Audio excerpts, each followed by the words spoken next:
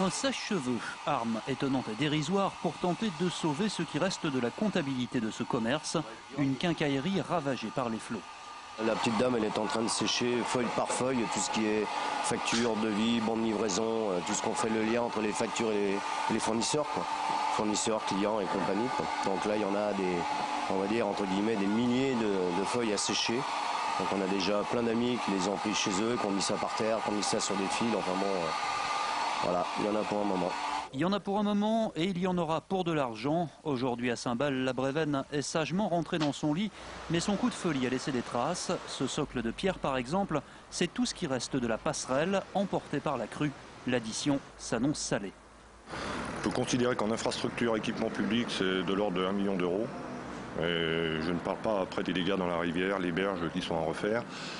Au niveau commerce, on peut l'évaluer à 3 millions d'euros à peu près. Et on a 300-350 foyers sinistrés. Donc si vous prenez une moyenne de 20 000 euros, ça fait du 7 millions.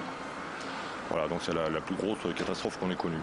Dans cette commune d'environ 2000 habitants, plus de 300 foyers ont donc été endommagés et 13 familles ont dû être relogées. J'avais 1,24 m d'eau à l'intérieur du bois et puis c'était un vrai torrent. Tout est fichu là, les meubles? Tout est fichu, les meubles, les murs, le placo, tout. Il n'y a plus rien.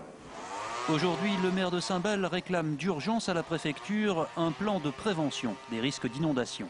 Ceci nous permettra d'engager des travaux qui sont programmés, dont les financements sont prévus par le syndicat de rivière, qui consisterait à créer des champs d'expansion des crues le plus possible en amont de Saint-Bel et de l'Arbrel qui sont touchés à chaque fois.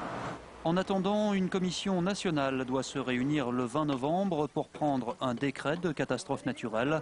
Il permettra aux habitants de Saint-Bel de faire jouer leurs assurances.